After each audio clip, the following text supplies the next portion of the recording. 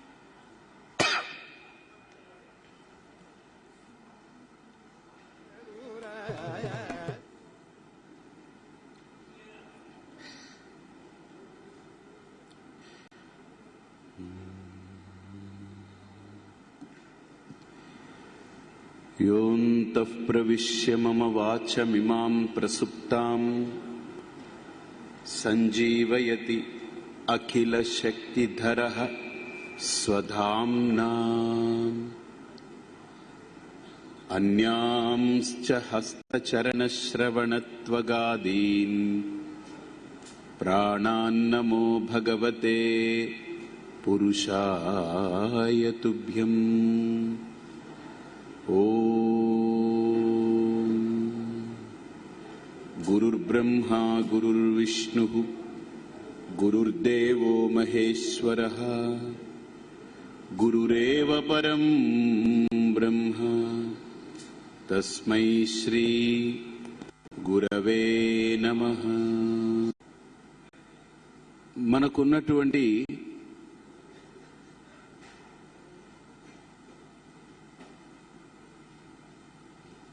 నూట 95 దేశాల్లో భారతదేశానికి ఒక విశిష్టమైన స్థానం ఉందని, ఆ విశిష్టమైన స్థానానికి వెనక బహోన్నతమైన వ్యక్తుల యొక్క జీవితాలు త్యాగమై ఉన్నాయి.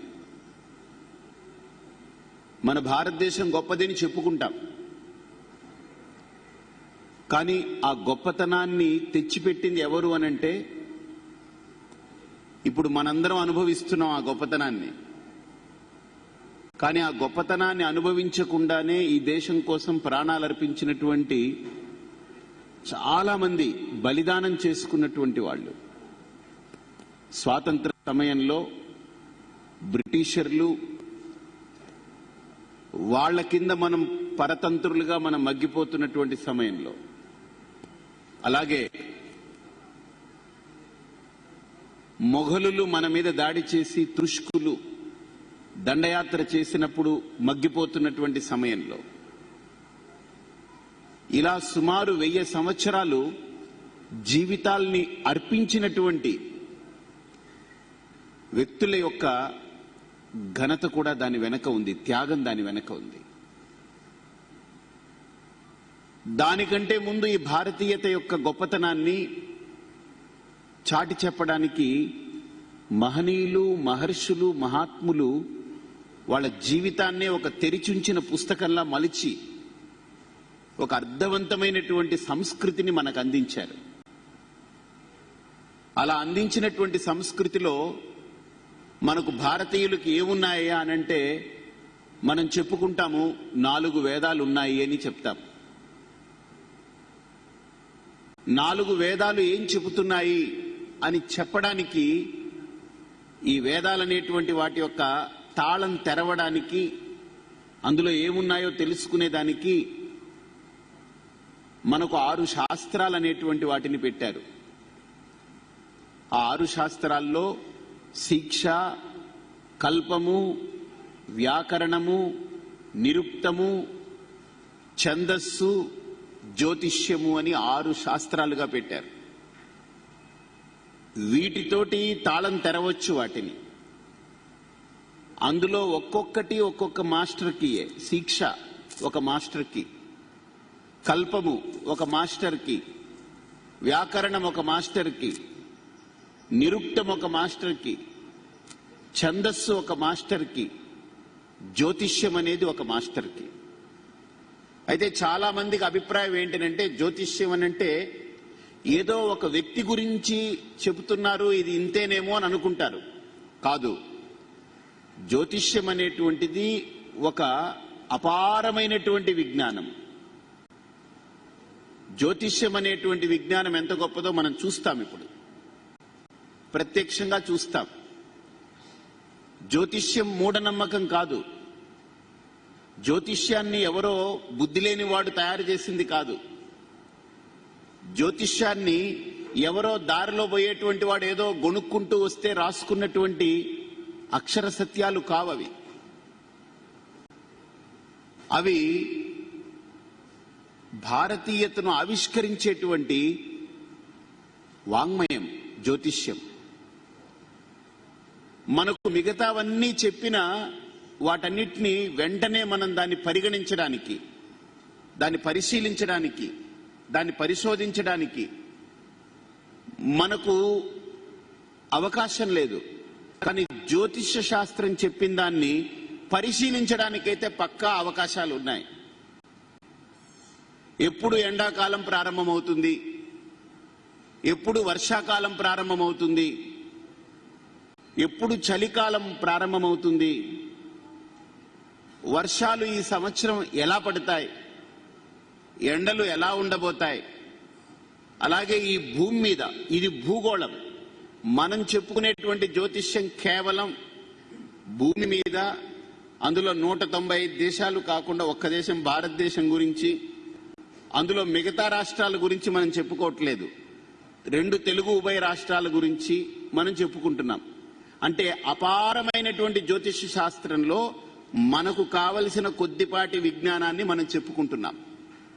ఇది కరెక్టో కాదో తేలితే అపారమైన విజ్ఞానం కూడా కరెక్టా కాదని తేలిపోతుంది మనకు. కాబట్టి ఒక విజ్ఞానము జీవన విజ్ఞానం అని కూడా చెప్పుకోవచ్చు. మన జీవితానికి, మన నడవడానికి ఒక దీపం వేసి, ఇదిగో నీ ముందు ఇలా ఉందని చెప్పడం వరకే అది. అక్కడ నడవాలా లేదా అనేటువంటిది కూడా మన విజ్ఞతకి విడిచిపెడుతున్నారు మన మహర్షులు. కాబట్టి మనందరికీ కూడా ఈరోజు ఉగాది అనే ఒక పేరుతోటి జ్యోతిష్యం అనేటువంటి ఒక వ్యవస్థను ఏర్పాటు చేసి, పంచాంగమని, దాని ద్వారా మనకు ఎలా ఉండబోతుంది, మనం ఏ రకంగా ఉండబోతాము మనం గమనిస్తూ ఉన్నాం. గత సంవత్సరంలో, అంటే మన్మథనామ సంవత్సరం నిన్నటి వరకు, నేను గత సంవత్సరం ఇచ్చినటువంటి పంచాంగ శ్రవణంలో చిన్న చిన్న వయస్సు వాళ్ళు, యువకులు అకారణంగా చచ్చిపోవడం అనేటువంటివి మనం వింటాము అని చెప్పాను.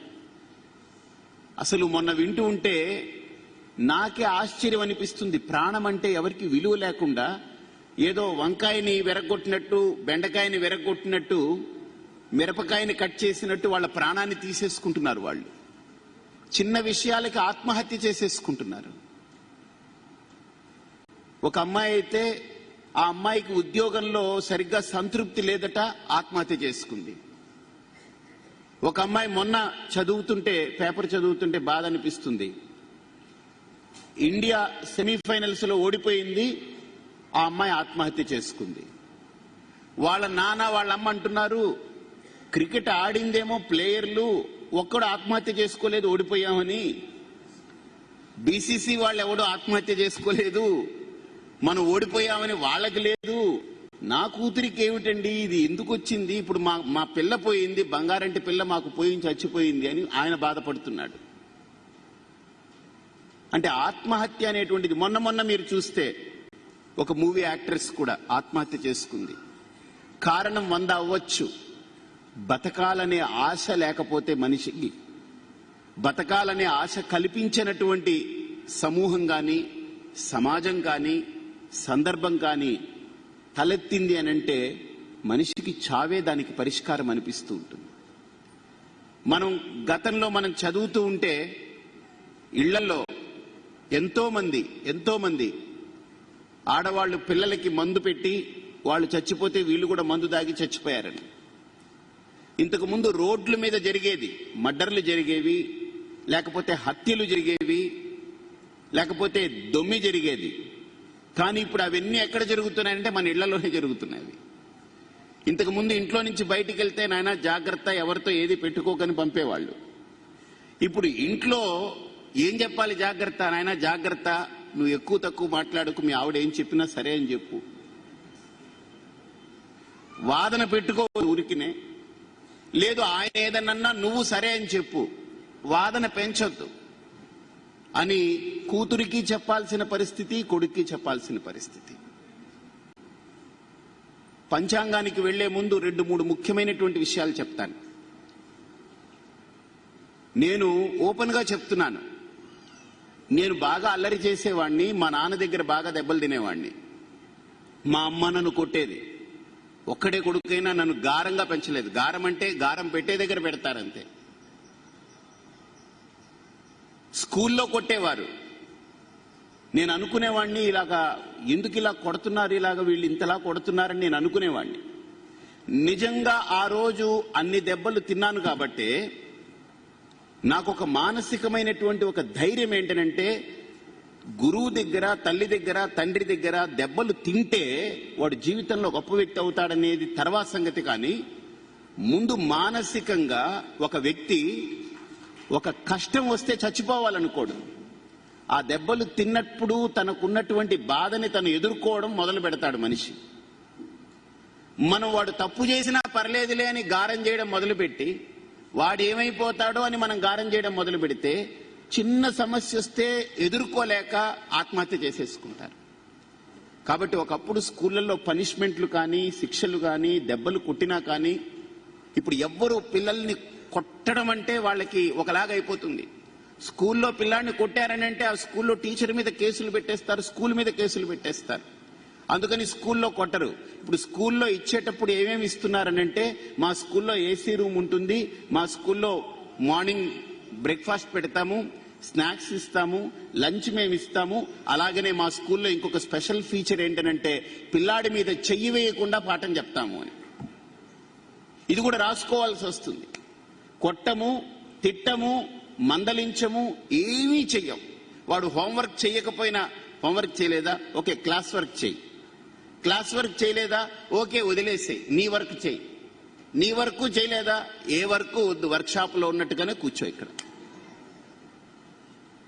సో ఈరోజు మనకు వ్యవస్థ ఎలా మారిపోయిందనంటే, పిల్లల్ని ఏమనకూడదు అని మనం ఏదైతే గారము అనే భావనతో పెంచుతున్నామో చాలా ప్రమాదం, చాలా ప్రమాదం.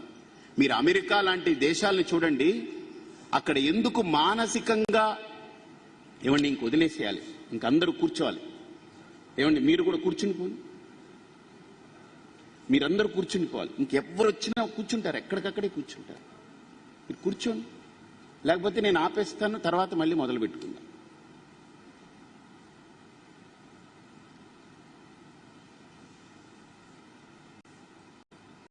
కూర్చుని ఇంక మీరు కదలరంటే స్టార్ట్ చేస్తారు.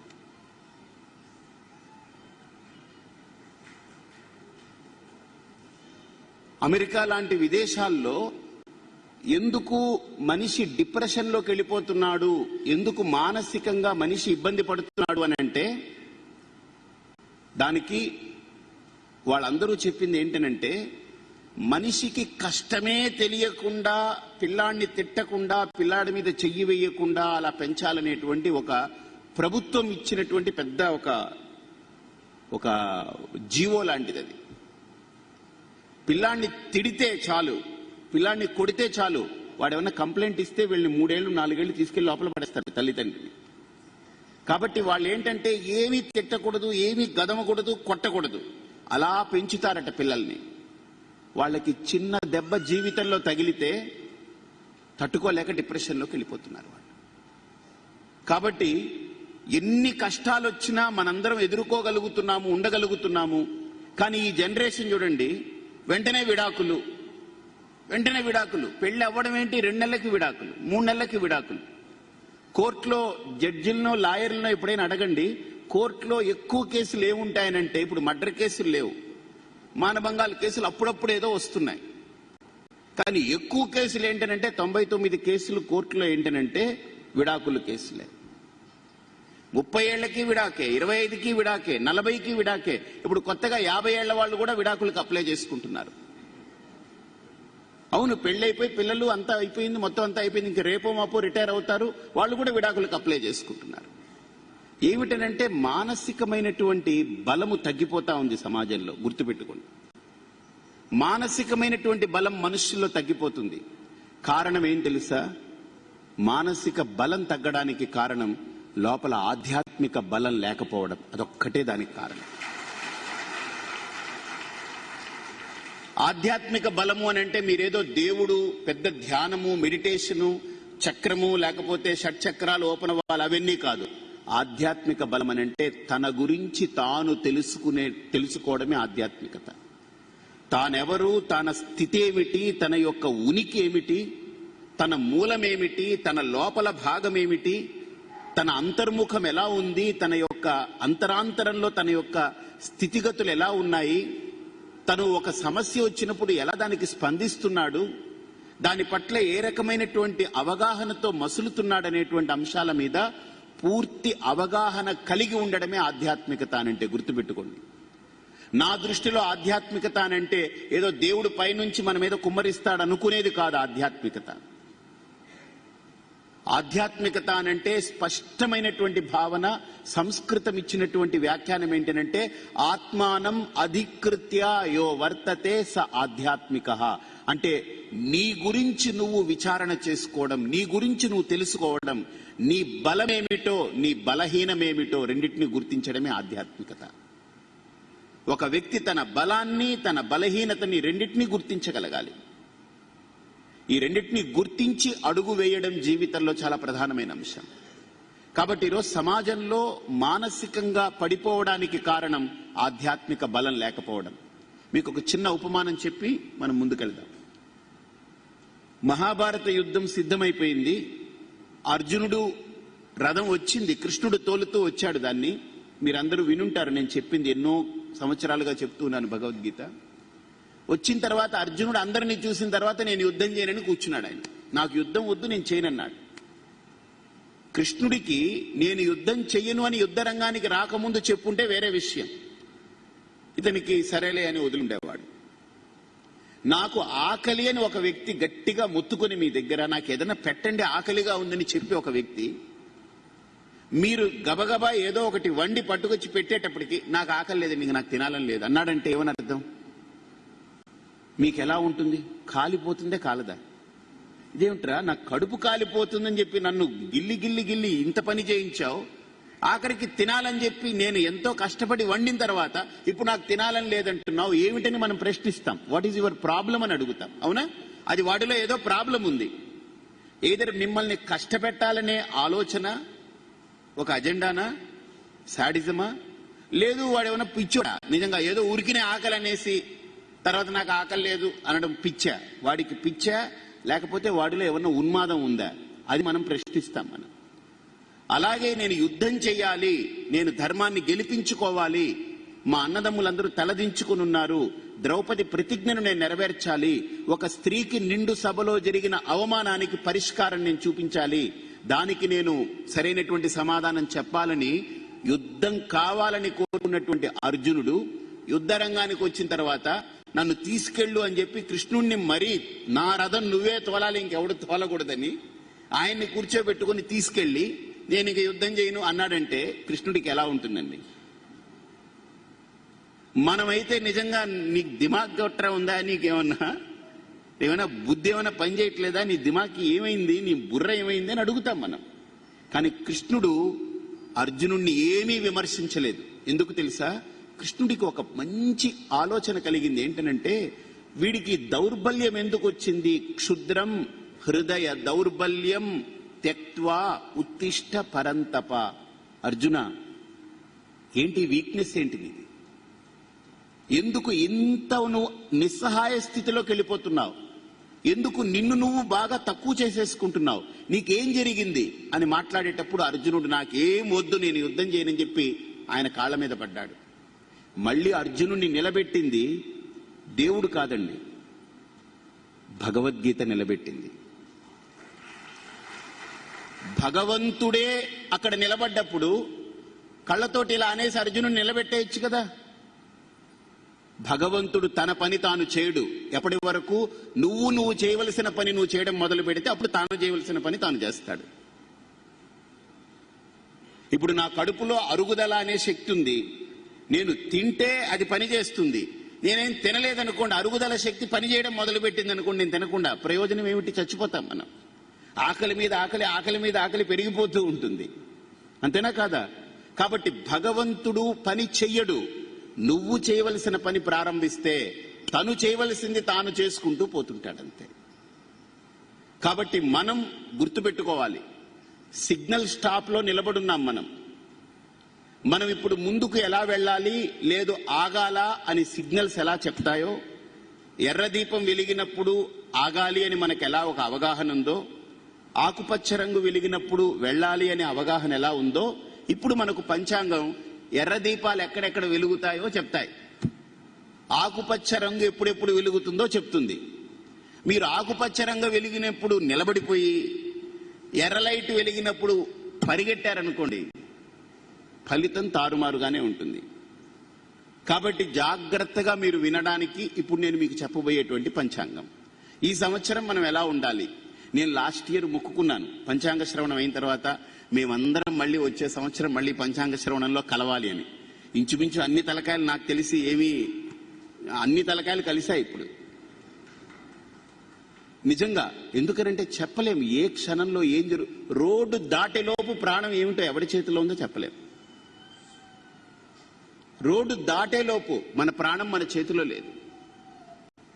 కాబట్టి ఈరోజు మనం వినబోయేటువంటి పంచాంగాన్ని శ్రద్ధతో, చాలా చాలా ఓర్పుతో, ప్రధానంగా మీకేమైనా ఇబ్బందులు ఏమైనా ఉంటే కనుక వాళ్ళు కొద్దిగా వెనక్కి వెళ్ళి కూర్చోండి. ఇతరులకు ఇబ్బంది కలిగించకుండా శ్రద్ధగా వినండి. ఇదేదో నా సొంతంగా నేనేదో ఉరికినే గొప్పలకి చెప్పేది కాదు, ఇదేదో నాకు వారసత్వంతో వచ్చింది కాదు. ఇది గురువుల ద్వారా శాస్త్రాన్ని బాగా ప్రమాణపూర్వకంగా అంగీకరించి దాని గురించి ఒక్క పైసా కృషి మనం చేస్తే భగవంతుడు 99 పైసల అనుగ్రహాన్ని ఆయన ఇస్తాడు. ఆ సిద్ధాంతం నమ్మిన వ్యక్తులం మనం. కాబట్టి ఈ దుర్ముఖం ఎలా ఉండబోతుంది, దుర్ముఖి ఎలా ఉండబోతుంది, వీటన్నిటి మీద మనం చెప్పుకుంటాం. ముందుగా మనం దుర్ముఖి అని అంటున్నాం కదా, వాస్తవంగా చెప్పాలంటే ముఖి అనే శబ్దం లేదు, ముఖ శబ్దమే ఉంది. పంచముఖి అనకూడదు. చాలా మంది పంచముఖి రుద్రాక్ష అంటారు, అనకూడదు. సంస్కృత పరంగా పంచముఖ రుద్రాక్ష. అలాగనే షణ్ముఖుడు అంటారే గాని షణ్ముఖి అని అనరు. ఏమండి మరి చంద్రముఖి అని వచ్చింది కదండి అని, అది సినిమా వాళ్ళు ఏమైనా పెట్టుకోవచ్చు, దానికి ఇబ్బంది ఏం లేదు. అది వాళ్ళు ఏమైనా పెడతారు, వాళ్ళకేముంది, వాళ్ళకి ఎన్నైనా పెట్టుకోవచ్చు. సంస్కృత పరంగా మనకు శబ్దం ఉన్నటువంటిది దుర్ముఖ నామ సంవత్సరం. అయితే దుర్ముఖి అనకూడదా? అనొచ్చు. ఎలాగానంటే మనకు వాడుక భాషలో ఏదైతే అందరికీ అందుబాటులో ఉందో అటువంటి వాడుక భాష ఉన్నప్పుడు మొత్తం సమాజాన్ని బాగు చేయలేం. కాబట్టి అందరూ వాడి పదం వాడితేనే బాగుంటుంది.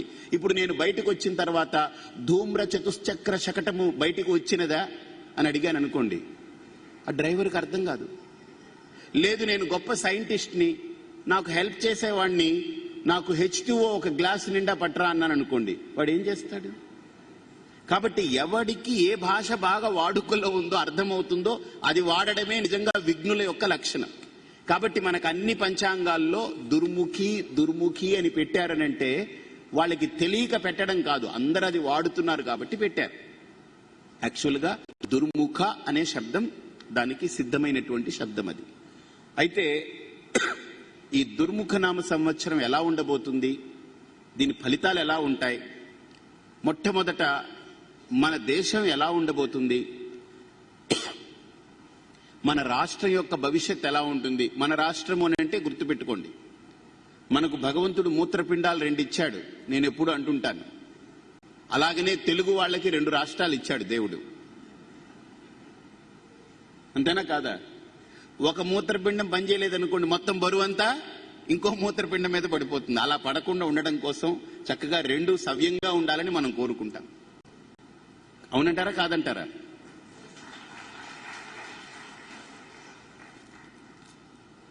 అందుకే నేను కూడా మనిషికి 2 మూత్రపిండాలు ఇచ్చినట్టుగా నేను ఊరికినే అనడం కాదు. ఉదయం అక్కడ కాకినాడలో అమ్మవారి దగ్గర అంతా అర్చన చేశాను. ఇప్పుడు సాయంత్రం ఇక్కడికి వచ్చి తెలంగాణలో మీ అందరి దగ్గర అర్చన చేస్తూ ఉన్నాను. కానీ అక్కడ పంచాంగ శ్రవణం లేదు, ఇక్కడ మాత్రమే చేస్తున్నాను. అక్కడ అమ్మవారికి అర్చన చేస్తున్నాను, ఇక్కడేమో పంచాంగ శ్రవణం చేస్తున్నాను. మీ అందరికీ కూడా అక్కడ అమ్మవారికి అర్చన చేసినటువంటి నాణ్యాలు ఏవైతే ఉన్నాయో సంకల్పం చేసి భగవంతుడి దగ్గర పెట్టి శ్రీమన్నారాయణుడి యొక్క అనుగ్రహాన్ని మీకు కలగాలని, అమ్మవారి యొక్క అనుగ్రహం కలగాలని, శివుడి యొక్క అనుగ్రహం కలగాలని ఆ నాణ్యాలన్నీ తెచ్చిపెట్టడం జరిగింది. మీ అందరికీ వెళ్ళేటప్పుడు వాళ్ళు అందిస్తారు. ఇక్కడ అమ్మవారికి చూపించి పంపిస్తాం, మీకు అందిస్తారు. కాబట్టి ఈ సంవత్సరం ఈ రాష్ట్రాల 2 రాష్ట్రాలు, ఉభయ రాష్ట్రాల భవిష్యత్ ఎలా ఉండబోతుంది, అలాగే ఈ సంవత్సరం ఈ దేశం యొక్క భవిష్యత్ ఎలా ఉండబోతుంది, ఈ సంవత్సరం మనల్ని పరిపాలించేటువంటి మంత్రులు అవ్వచ్చు, ముఖ్యమంత్రులు అవ్వచ్చు, ప్రధాని అవ్వచ్చు, ఇలాగ ఎవరైనా సరే వాళ్ళకి ఏ రకంగా ఉండబోతుంది. ఎందుకంటే వాళ్ళు బాగుంటేనే మనం బాగుండగలం. ఎందుకంటే వాళ్ళు ఒక రకంగా ఒక ఇంజిన్ లాగా వాహనానికి, వాళ్ళు ఒక తలకాయ. వాళ్ళు నడిస్తే వెనకాల ఉన్నటువంటి మనందరం కూడా సవ్యంగా నడవగలం. కాబట్టి ఇది ఒక పెద్ద వ్యవస్థ. కాబట్టి వాళ్ళకి ఎలా ఉండబోతుంది, అలాగే ప్రతి రాశి వాళ్ళకి ఎలా ఉండబోతుంది ఈ సంవత్సరం. అంతేకాదు చాలా మంది మీకు ఈ సంవత్సరం అంత బాగుండదండి, శనికి మీరు ఇన్ని వేల జపాలు చేయాలి, ఇంత తర్పణం చేయాలి, ఇంత హోమం చేయాలి, ఇంత దానం చేయాలని అంటే అసలే వాడి దగ్గర రూపాయి లేదు. వాడికి మళ్ళీ శని పట్టాడు అనుకోండి, ఇప్పుడు ఇవన్నీ చేయాలని అంటే వాడు ఏం చేయాలి, ఇప్పుడు ఎక్కడో కన్నం పెట్టాలి వాడు.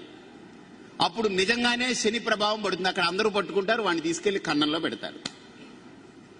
కాబట్టి పాపం ఇలాగా పెద్ద పెద్ద విధానాలతో దానికి ప్రాయశ్చిత్తాలు కాకుండా పరిష్కారాలు కూడా చాలా సులభంగా సమాజంలో మనకు అందుబాటులో చేసుకోగలిగింది. నిజంగా అలా చేయగలిగితే వేదోక్తంగా మనకున్నటువంటి ప్రమాణం ప్రకారం అలా చేయొచ్చు.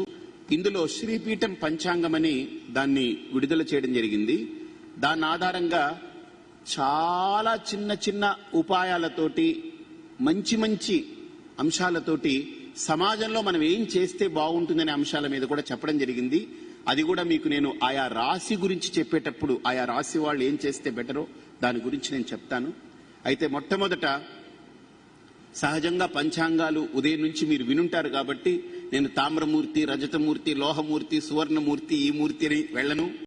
అలాగే పూర్తిగా అన్నిటినీ వివరణ కాకుండా మన 2 రాష్ట్రాలకి ఎలా ఉండబోతుంది, మన దేశం యొక్క భవిష్యత్తు ఎలా ఉండబోతుంది, మనకు ప్రత్యేకించి ఎలా ఉంటుంది, మన వాతావరణము, దాని యొక్క సానుకూలత, దాని యొక్క విధి విధానాలు ఎలా ఉంటాయనే అంశాల గురించి క్లుప్తంగా మనం చూస్తాము. దాంట్లో ముఖ్యంగా ఈ సంవత్సరానికి పేరు దుర్ముఖి నామ సంవత్సరం, దుర్ముఖ నామ సంవత్సరం, 2గా కూడా చెప్పుకోవచ్చు. వ్యవహారంలో బాగా అందరికీ తెలిసింది దుర్ముఖి, సంస్కృతంలో సిద్ధమైనటువంటి విధానం దుర్ముఖ శబ్దము. అయితే ఎలా ఉంటుంది దుర్ముఖ ఈ సంవత్సరం అని అంటే, మన్మథనామ సంవత్సరం గడిచిపోయింది, 29వ సంవత్సరం, ఇప్పుడు 30వ సంవత్సరం. 60 సంవత్సరాల చక్రంలో ఇది 30వ, అంటే సరిగ్గా కేంద్రం మధ్యలో ఉంటుంది ఇది. ఈ దుర్ముఖి నామ సంవత్సరంలో దుర్ముఖాబ్దేతు రోగాస్యు ప్రచురానంత భీతయః రాజానస్యు ప్రజాస్తుష్టాః యోగాస్యుర్ద్విజసత్తమాః. అంటే ఈ దుర్ముఖి నామ సంవత్సరంలో దుర్ముఖాబ్దేతు రోగాస్యు, విచిత్రమైనటువంటి రోగాలు ప్రబలుతాయట. మనకు తెలియదు, హెపటైటిస్ బి అని రకరకాలు ఏమేమో జబ్బులు, అసలు పేర్లు వింటుంటేనే హోటల్కి వెళ్తే ఎలాగైతే ఇడ్లీ, వడ, దోశ, మినపట్టు, పెసరట్టు, మసాలా దోశ, ఈ దోశ, ఆ పూరి, చెన్నా బొట్టూరా, అది ఇది అనుకుంటూ పెద్ద లిస్టు చెప్తారో మెను, అలాగనే మనకు రోగాల లిస్టు కూడా చాలా ఉన్నాయి. రోగాన్ అశేషాన్ మనకు కూడా చెప్పింది, ఎందులోనో ఫలితం వస్తుంది, ఏదే ఫలశ్రుతి. రోగాన్ అశేషాన్, అయ్యా భగవంతుడా చాలా రోగాలు పెడుతూ ఉన్నావని అంటుంటాం. ఈ రోగాలన్నిటికీ కారణం ఏంటనంటే గుర్తుపెట్టుకోండి, మనిషే కారకుడు అని చెప్తుంది. ఎందుకనంటే ప్రకృతిని తన బద్ధకానికి, తన సోమరితనానికి పూర్తిగా పెద్దపీట వేసినటువంటి మనిషి ప్రకృతిని మార్చుకుని దాన్ని వికృతం చేసి దాన్ని తనకు అనుకూలంగా మార్చుకోవడంలో ఈ రోగాలన్నీ ప్రబలినటువంటి వాస్తవం మనకు శాస్త్రం చెప్తుంది. అందుకని మనకే కాదు, మన వల్ల పాపం నోరు లేని తప్పు చేయనటువంటి జీవరాశులు కూడా రోగాల బారిన పడుతున్నాయి. అవి చాలా ఇబ్బందులు పడుతున్నాయి. అంటే ఒక మనిషి తన బద్ధకాన్ని, తన సోమరితనాన్ని పెంచి పోషించుకోవడానికి ప్రకృతిని పూర్తిగా మలచి వికృతంగా మార్చి తన స్వార్థం కోసం ఎన్నెన్నైతే మార్పులు చేసుకున్నాడో అన్ని రోగాలు వస్తూ ఉన్నాయి. కాబట్టి ఈ సంవత్సరం అయితే కొత్త రోగాలు 1-2 కనిపెట్టేటువంటి ప్రమాదాలు కూడా ఉన్నాయి సమాజంలో. కొత్త రోగాల పేర్లు కూడా వస్తాయి, మీరు గుర్తుపెట్టుకోండి.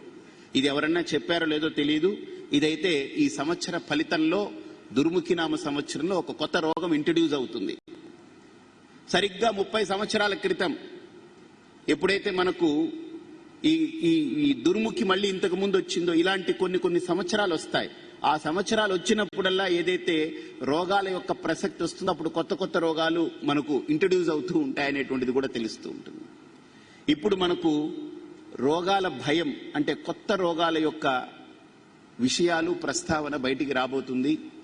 కారణం ఈ ప్రకృతిని మనం వేధించడం, ప్రకృతిని మనం కించపరచడం, ప్రకృతిని అగౌరవపరుస్తున్నాం. కాబట్టి ఇది ఒక ప్రమాదం ఉంది ఈ సంవత్సర ఫలితం. రెండోది ప్రచురానంత భీతయ. మనుష్యుల్లో కూడా ఒక రకమైన చెప్పుకోలేనటువంటి ఒక భయము, ఒక భీతి, ఏదో ఒక రకమైనటువంటి భీతి ప్రతి వ్యక్తి యొక్క గుండెల్లో దాగుంటుంది. భయం, భీతి, ఏదో ఒక వెలితి వెంటాడుతూ ఉంటుంది. లోపల ఒక ల్యాకింగ్ అంటారు ఇంగ్లీష్లో. అలాగనే ల్యాకింగ్ మాత్రమే కాదు, లోపల ఒక ఏమిటో చెప్పుకోలేనటువంటి ఒక భయం, ఒక ఇన్సెక్యూరిటీ అని అంటారు దాన్ని. అలాగనే రాజులు ఎవరైతే పరిపాలిస్తున్నారో ఈ 2 రాష్ట్రాలని అలాగనే దేశాన్ని, వాళ్ళు సుఖంగానే ఉంటారు. ప్రజాస్తుష్టాహ, ప్రజలు కూడా సంతృప్తిగానే ఉంటారు. యోగాస్యుర్ ద్విజసత్తమాహ. ఈ సంవత్సరం ద్విజులు అనంటే ఎవరైతే వేదాధ్యయనం చేసి నిత్య కర్మానుష్ఠానంతో ఉంటారో వాళ్ళందరూ కూడా మంచి యజ్ఞాలు, యాగాలు ఈ సంవత్సరం చేస్తారనేటువంటిది కూడా ఉంది. అంటే యజ్ఞాలు, యాగాలు, భగవదారాధన ఎప్పుడు ఎక్కువ పెరుగుతుందనంటే ఎప్పుడైతే సమాజంలో భయం మొదలవుతుందో, ఎప్పుడైతే రోగాలు మొదలవుతాయో, ఎప్పుడైతే దుర్భిక్షం వస్తుందో ఇక దైవమే శరణ్యమని మనకు మారే అవకాశాలు.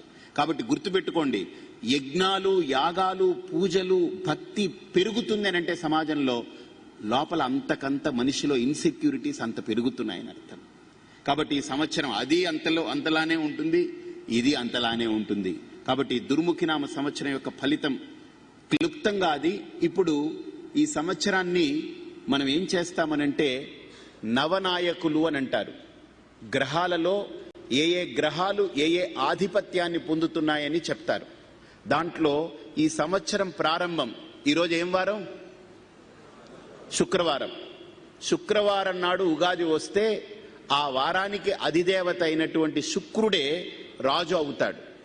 ఏ వారం ఉగాది ప్రారంభం వస్తే ఆ రోజున ఆ వారానికి అధిదేవత అయినటువంటి గ్రహమే మనకు రాజు అవుతారు.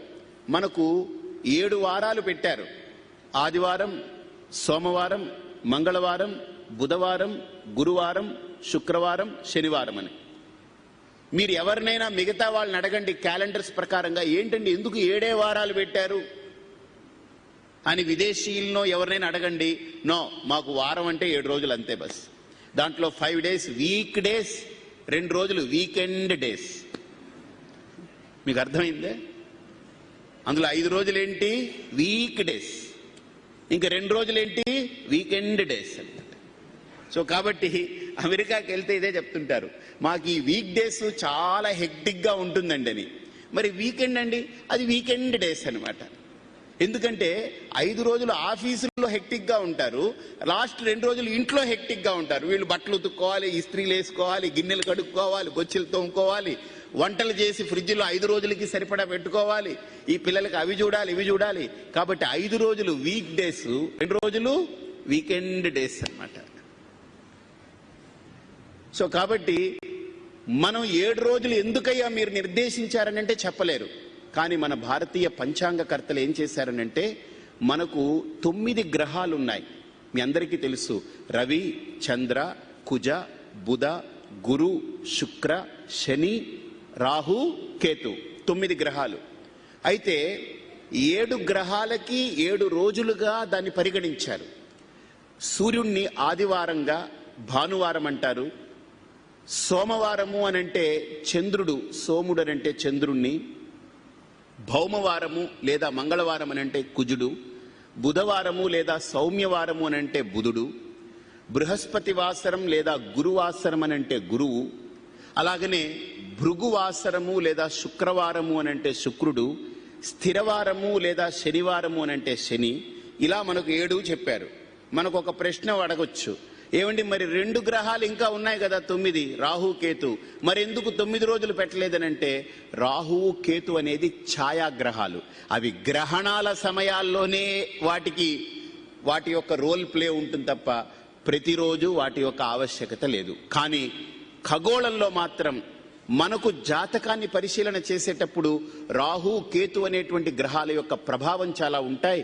దాన్ని పరిగణించేటప్పుడు శనివత్ రాహు, కుజవత్ కేతు అని కూడా చెప్తారు. అంటే శనిలాగా రాహువు ప్రవర్తిస్తుంది, కుజుడిలా కేతు ప్రవర్తిస్తుంది అని చెప్తారు. దాని గురించి మీకు క్లుప్తంగా కొద్దిగా పరిచయం చేస్తాను. ఎందుకంటే తెలుసుకోవడం ఎంత ఆనందంగా ఉంటుందనంటే ఒక జ్ఞానం మనకు కలుగుతుంటే చాలా ఆనందంగా ఉంటుంది. అలాగే 7 రోజుల్లో మనకు ఏ రోజైతే ఉగాది వస్తుందో ఆ వారానికి సంబంధించినటువంటి గ్రహమే రాజు అవుతాడు. కాబట్టి ఈరోజు శుక్రవారం కాబట్టి ఈరోజు ఉగాది వచ్చింది కాబట్టి ఈరోజు మనకు శుక్రుడే రాజయ్యాడు. అయితే ఏమండి మన ఇష్టానుసారం నెక్స్ట్ ఉగాది సోమవారం పెట్టేసుకుందామా? లేదా ఆదివారం పెట్టుకుంటే మనకు సెలవు రాదండి ఈ 2 రాష్ట్రాల్లో. కాబట్టి ఒక పని చేద్దాం, సెకండ్ సాటర్డే వచ్చేస్తుందేమో, నెక్స్ట్ ఎప్పుడు వస్తుందో చూడండి, నెక్స్ట్ ఇయర్ సండే వస్తుంది, మండే పెట్టేసుకుంటే 3 days హాలిడేస్ పెట్టేసేయచ్చు కదా, ఇబ్బంది ఉండదు కదా, వరుసగాని ఇప్పుడే డిక్లేర్ చేసేసుకుందామా? అలా మన ఇష్టానుసారం సోమవారం పెట్టేద్దామా, బుధవారం పెట్టేద్దామా అంటే కుదరదు.